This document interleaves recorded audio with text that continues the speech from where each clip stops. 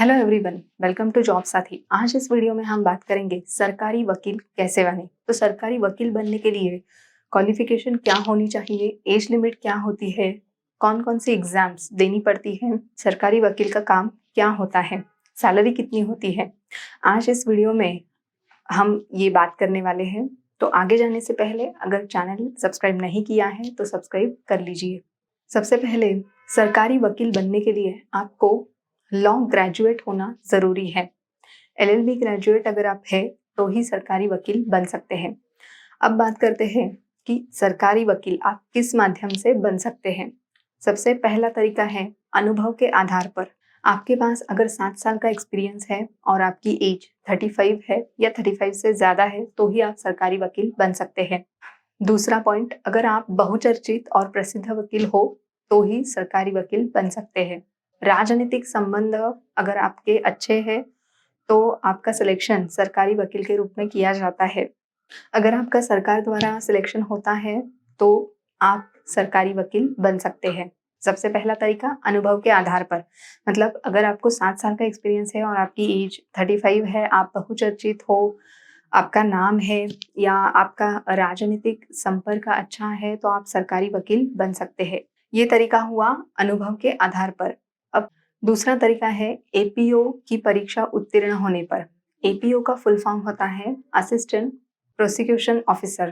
प्रतिवर्ष सरकार वकील बनने के लिए राज्य सरकार ये जो एग्जाम है एपीओ की एग्जाम ये आयोजित करता है।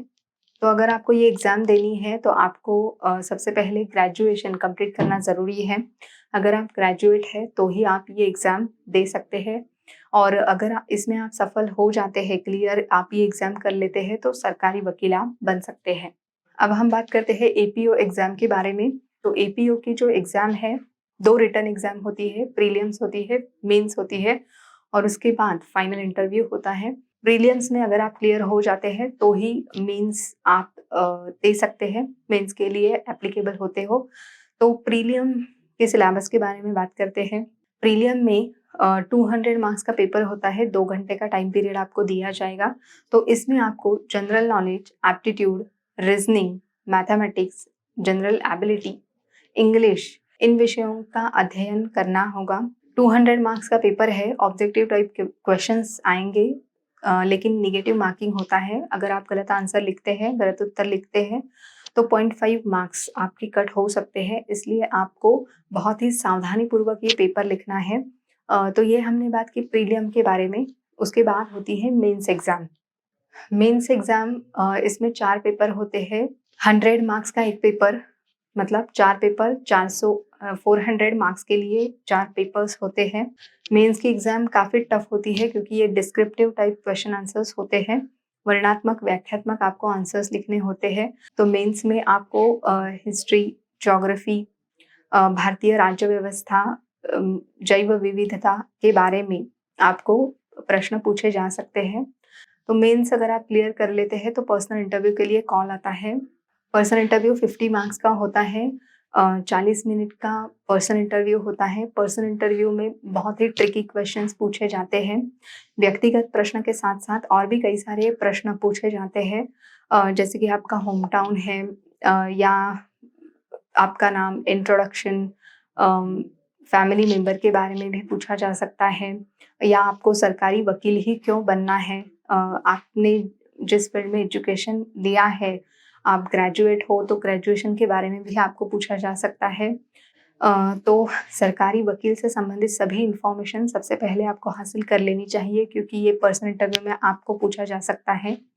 पर्सनल इंटरव्यू अगर आप क्लियर कर लेते हैं तो उसके बाद आपका सिलेक्शन सरकारी वकील के रूप में हो जाता है।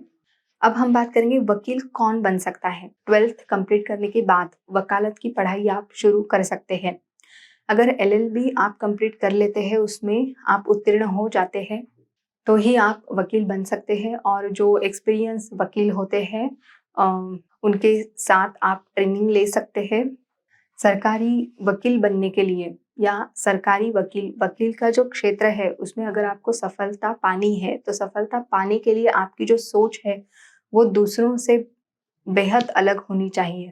तो जिसके लिए आपको पढ़ने की आदत होनी चाहिए, लैंग्वेजेस में, भाषा में आपकी जो पकड़ है वो मजबूत होनी चाहिए, नेतृत्व कौशल्य, संचार कौशल्य ये सभी गुण आप में होने चाहिए। टीम वर्क, तर्क वितर्क करना, निर्णय लेने की क्षमता भी आप में अच्छी होनी चाहिए, तो ही आप एक अच्छे वकील बन सकते हैं। अब हम बात करते हैं वकील का काम क्या होता है। तो वकील के भी बहुत सारे क्षेत्र होते हैं, जैसे डॉक्टर के बहुत सारे क्षेत्र होते हैं। आंखों का डॉक्टर अलग होता है, मतलब मेडिकल फील्ड में भी अलग अलग क्षेत्र होते हैं, अलग अलग डॉक्टर्स होते हैं। वैसे ही वकील का भी क्षेत्र है। आइए बात करते हैं उन क्षेत्र के बारे में। सिविल लॉ है, क्रिमिनल लॉ है, इनकम टैक्स लॉ है, फैमिली लॉ है, कॉन्स्टिट्यूशनल लॉ, एडमिनिस्ट्रेटिव लॉ, बहुत सारे क्षेत्र होते हैं वकील में भी। तो वकील का काम क्या होता है, तो अपने क्लाइंट को कायदे कानून सही तरीके से बताने का काम वकील का होता है। कानूनी पेपर तैयार करने का काम भी वकील का होता है। अपने क्लाइंट के लिए कोर्ट में बहस करने का काम भी वकील का होता है। वकील को भारत के संविधान के अनुसार ही चलना होता है। भारत के संविधान में जो भी रूल्स रेगुलेशंस बताए गए हैं उस हिसाब से क्लाइंट को मदद करनी होती है। अब बात करते हैं एलएलबी के कौन कौन से कोर्स हैं।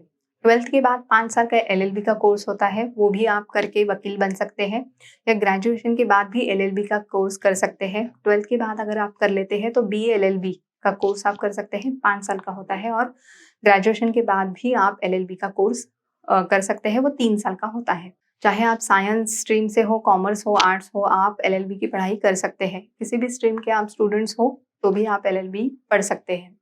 वकील के भी बहुत सारे प्रकार होते हैं, जैसे सरकारी वकील है, प्राइवेट वकील है, बहुत सारे प्रकार होते हैं। तो बात करते हैं वकील के सैलरी के बारे में। तो सरकारी वकील की सैलरी 50,000 पर मंथ होती है, और सरकारी वकील है तो बहुत सारे अलाउंसेस भी उन्हें मिलते हैं, जैसे 2-3 BHK फ्लैट मिल सकता है, फ्री बिजली, फ्री टेलीफोन सेवा मिलती है, और भी कई सारे अलाउंसेस उन्हें मिलते हैं। मतलब सैलरी तो बढ़िया मिलती ही है, साथ ही साथ बहुत सारे अलाउंसेस भी मिलते हैं, और जैसे-जैसे एक्सपीरियंस बढ़ेगा वैसे-वैसे अलाउंसेस भी बढ़ेंगे और सैलरी भी बढ़ेगी। तो अगर आप कोई और इन्फॉर्मेशन चाहते हैं तो आप हमें कमेंट करके पूछ सकते हैं। Thank you so much and take care.